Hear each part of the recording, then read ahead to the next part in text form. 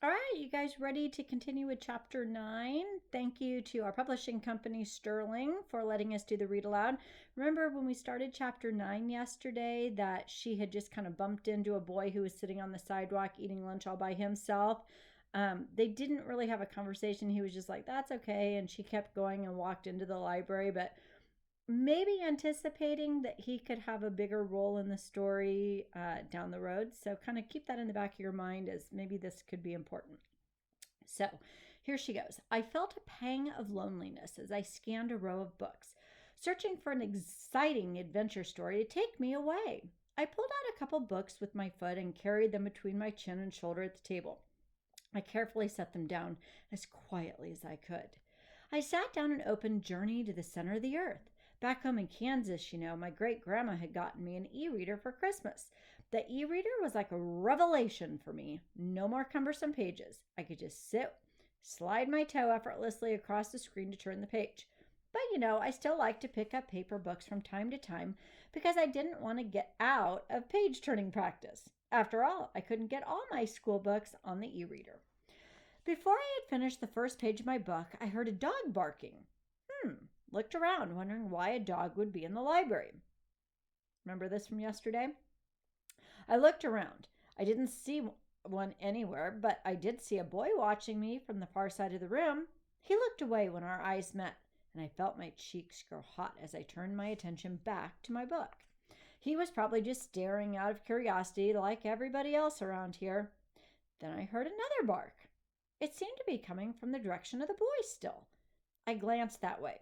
Still didn't see any dogs, but then the oddest thing happened. The boy barked at me. I didn't know whether to make eye contact with him or just look away. I didn't know if something was wrong with this boy, like he was insane, he could attack me at any moment, or if he was making fun of me in some completely bizarre way. So I decided to go back to my book. I excelled at ignoring people. I read for a couple of minutes before he barked again. Maybe I really wasn't so good at ignoring people after all. So I got up from my seat, walked towards him. He stared down at his book as I came closer. When I was finally standing in front of him, he slowly raised his eyes to my face, his lightly freckled cheeks blazing red, much like mine. I'm sorry, I said slowly, but are you barking at me? I hadn't thought the guy's cheeks could get any redder, but they did. Yeah, he stammered. I'm sorry too. Are you making fun of me? Oh no. And then he barked again. I can't help it.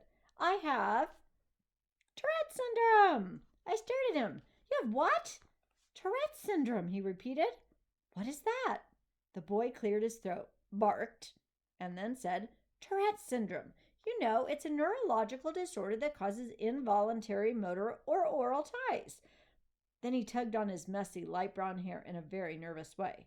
I couldn't believe it.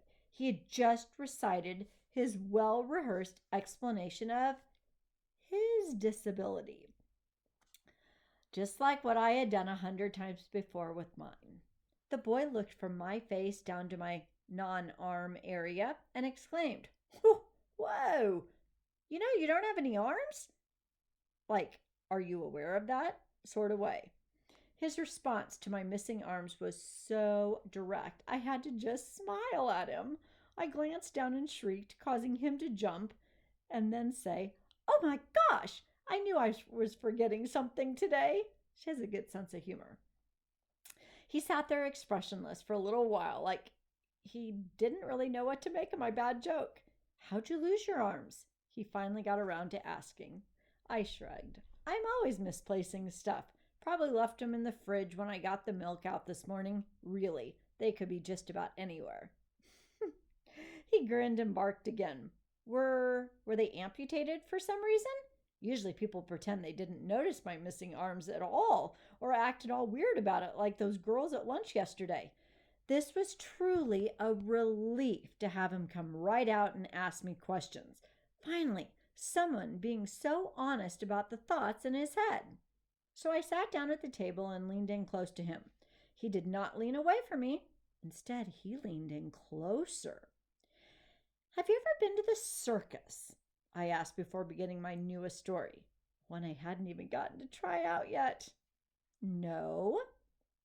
Well, I said, I used to be a trapeze artist. You know what that is, right? Don't they like hang from ropes and stuff like acrobats or something? Oh, they do a lot more than that. They do all kinds of tricks, like swinging from ropes, doing flips in the air before grabbing another rope. They often work in pairs, with one person holding the other person and swinging them up in the air or catching them after they've done a flip. Super cool stuff like that. Awesome! He was clearly impressed now. How did you do that with no arms, though? Did you, just use your legs like a monkey? No, I used the arms I used to have. His light hazel eyes grew wide. Used to have? I nodded. Yeah, you see, my partner and I were trying out this new routine. I was going to flip 3 times in the air before he caught me by the arms, but the speed I needed to do such an amazing stunt was just too much. When he caught me, I closed my eyes and breathed in deep for drama. When he caught me, my shoulder sockets came loose and my arms, they just tore right off. Oh, he gasped at me. What? It was awful, I went on. Him just hanging up there, holding some arms, blood showering through the screaming audience. It was all over the news. I'm surprised you didn't see it. We continued staring at each other like we were in some contest to see who would blink first. Finally, he grinned a little, then a lot. Then he even started laughing. You're totally joking, he said, and laughed even louder. I was so happy he found my story amusing. Keep it down, Connor. That was the librarian talking to them now. This is still a library. He smiled at the librarian and barked at her. As she walked away, he turned back to me, still chuckling. That's Ms. Wright. She's super nice. She lets me sit in here during lunch, even though my ties are sometimes really loud. Hardly anyone's in here, though, during lunch, so it's the best part of my day. He tugged at his hair again.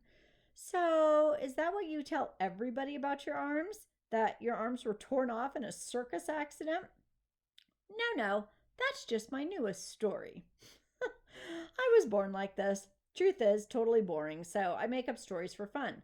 I have lots of them if you'd like to hear some more. Then he nodded. What's your name? Avon. Well, Avon, I'm Connor. I would shake your hand, but he motioned toward my armless area, blinking his eyes rapidly and then barking as he did so. But you have horrible warts all over your hands, I said back to him, and Connor laughed. You're so funny, Avon. I just blushed. My skin is so fair, even the slightest flush to my cheeks makes me bright red. I probably was neon right now.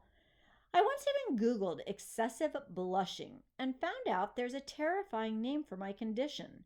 Idiopathic craniofacial erythema? You guys try this one. Erythema. Anyway, my teacher called my mom out of concern for my health that evening when I told her. Connor blinked rapidly and barked again. How long have you been going here? Oh, I just started a few days ago, I said. My family and I moved here from Kansas. Kansas, Connor repeated. So you ever seen tornadoes? Text to self, right? Everybody wants to know that about us people from Kansas. Well, sure I have. We had a storm cellar and everything. Lots of people do. Did you ever have to go in the storm cellar? Yeah, I said, but luckily our house never got destroyed or anything. Oh my gosh, I thought you were going to tell me some crazy story now about your house getting swirled up in a tornado with you in it or something like that, you said. No, I just tell stories like that about my arms.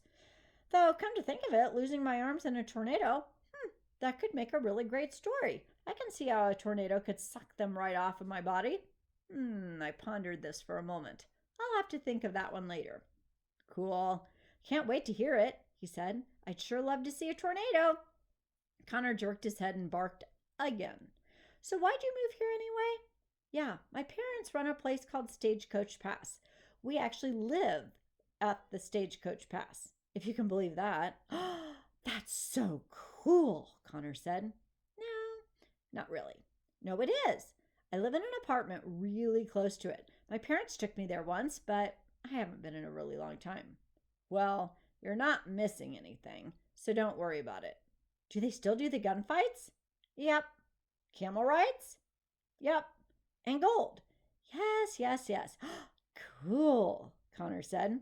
You should stop over sometime, I told him.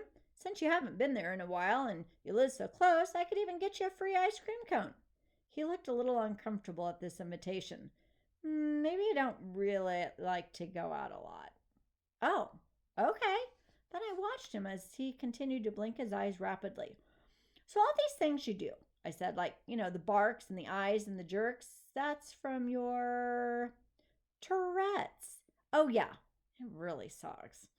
You can't just hold it in like a yawn? Connor nodded.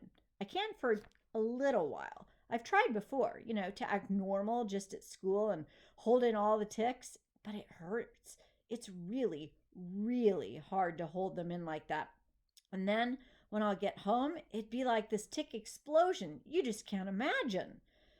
Oh, it really upset my mom, and I would be so exhausted from holding them in all day and then letting them out all night, I couldn't even do homework or anything.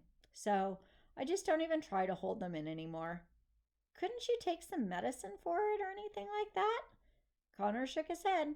I tried medication, but it didn't help. It made it worse, actually, and it made me super tired. I could barely get out of bed in the mornings. So, isn't there anything else you can do? Sort of, Connor said.